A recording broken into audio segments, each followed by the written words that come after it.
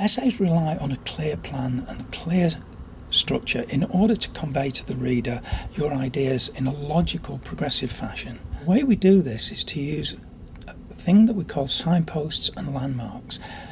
In your introduction, you need to signpost to the reader where you're going with the essay, and at different points throughout the essay you need landmark points that the reader knows where they are, they've not got lost, they're still progressing through the order of the essay in the way you intended.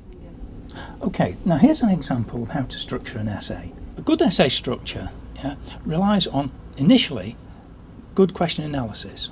Here we have a nasty little word, any. Any two perspectives. Well, without knowing anything about the subject, this tells us that there must be an awful lot of perspectives to deal with. So we've got to pick the right two to begin with, and then we have to convey that information to the reader. The key topic in this essay is identity.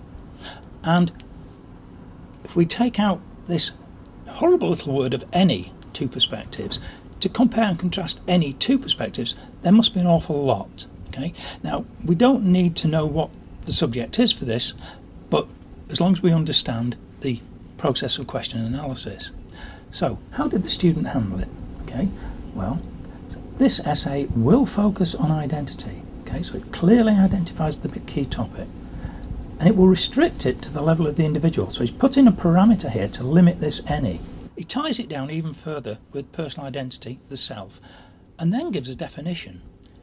If your essay is going to require definitions, get them in early, because the reader will need to know about them when they encounter them later. He then explains a number of views exist and how identity is formed, and I will explore two perspectives. Again, it's what he was asked to do. I shall briefly sketch out in turn. This is important because it gives sequence and order.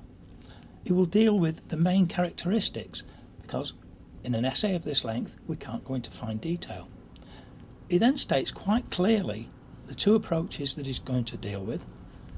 It will then compare and contrast the viewpoints, again what we were asked to do, before summarising. Again, we've got a sequential order point. Okay, in our one little introductory paragraph we now know all about the essay, so we just need to follow the signposts. The first signpost was going to talk about the phenomenological approach, and here we are, the first sentence of the next paragraph. The phenomenological main foundations are based on the phenomena of personal experience. Okay, so these two tie together quite clearly. We work our way through this paragraph, giving more information, but at the end there's nothing to say where we're going to go to next.